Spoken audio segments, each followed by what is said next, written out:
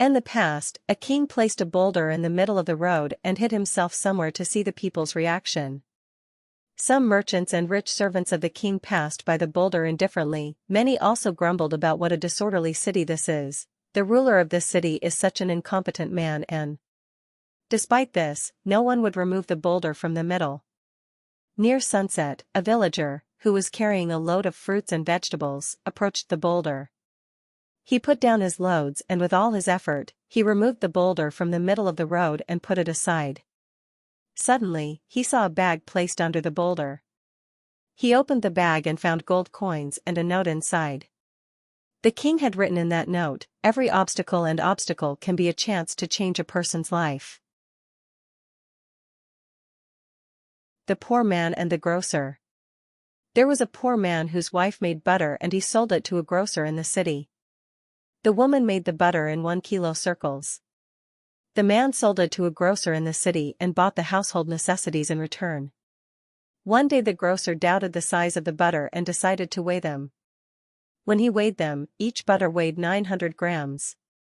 He got angry with the poor man and the next day he said to the poor man, "I will not buy butter from you anymore. You were selling butter to me as 1 kilo, while its weight is 900 grams.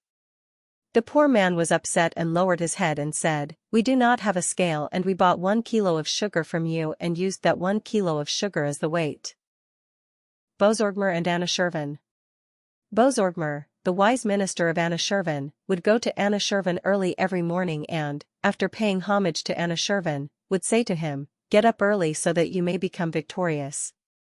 One night, Anushirvan ordered his military commanders to wake up at midnight and wait for Bozorgmer on the road.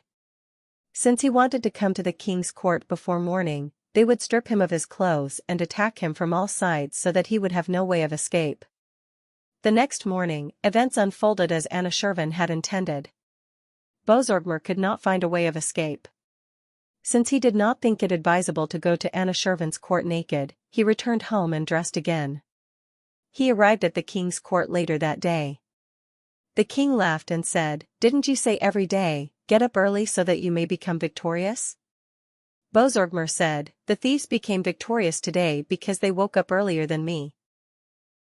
If I had woken up earlier than them and come to the king's court, I would have been more honored." Tanner in the perfumer's market. One day, a man was passing through the perfumer's market, when he suddenly fell to the ground and fainted. People gathered around him, everyone saying something, everyone trying to treat him. One took his pulse, one rubbed his hand, one held a wet straw in front of his nose, one took off his clothes to make him feel better. Another sprinkled rose water on the unconscious man's face, and another burned incense and ambergris. But these treatments were of no use. The people were still gathered. Everyone was saying something. One smelled his mouth to see if he had taken wine, bhang, or hashish.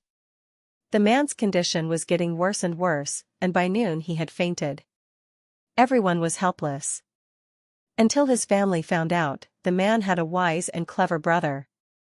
He understood why his brother had fainted in the Adaran market, and said to himself, "I know his pain. My brother is a tanner and his job is to clean the skin of animals from feces and dirt.